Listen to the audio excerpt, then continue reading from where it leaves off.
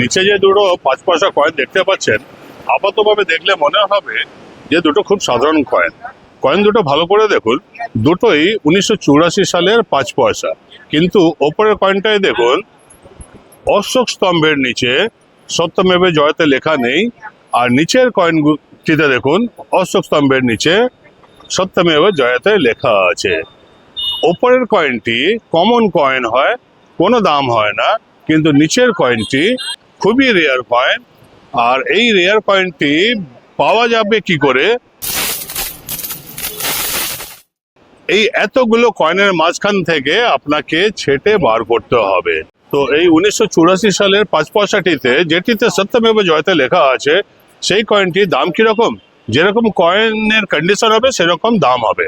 আর এই কয়েন যদি আপনার কাছে থাকে তাহলে নিয়ে চলে যাবেন ইন্ডিয়ার যে কোনো ডিলারের কাছে, বা আমার কাছে আসতে হলে চলে আসবেন কলকাতা জিপিআর পার্সেল ক্যাফের ঠিক সামনে, সোমবার থেকে শুক্রবার দুপুর 1টা থেকে সন্ধ্যে 6টার মধ্যে অমরবাবুর দোকানে, মানে আমার দোকানে।